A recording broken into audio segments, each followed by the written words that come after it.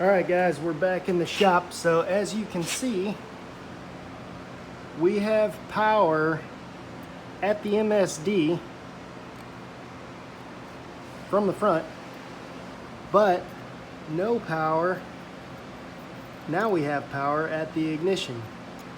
We didn't a minute ago. The only way we did was if I attached this wire straight to the battery to the MSD box. Now, as you can see, it wants to fire.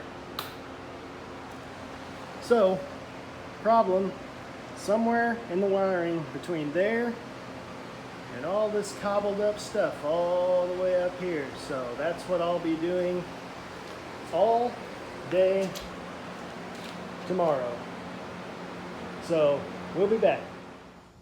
All right guys, so we kind of have figured out the issue. It's just, more typical wiring stuff. This guy, whoever had this car before me, just didn't know what they were doing about wiring.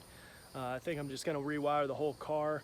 I was planning on doing that last weekend, to be quite honest. I kind of got lazy with it and didn't, and reaped the consequences. So tomorrow and the following day, I'll be rewiring the entire car.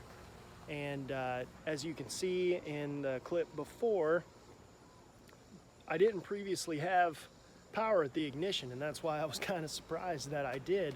After I jumped the wire from the battery, I called a couple people that are a lot better at wiring than I am, and they were explaining it to me, and they said actually I guess the wire can get hot and expand and actually can make a bad connection effectively look like a good connection, and kind of can run you around in circles. So just something to look out for, guys, because I don't want anybody to have to go through what I've been going through lately. But anyway, we'll get back to working on it, and one of these days everything's going to be fixed, and we're just going to laugh about it. So hopefully it helps you guys out in the long run.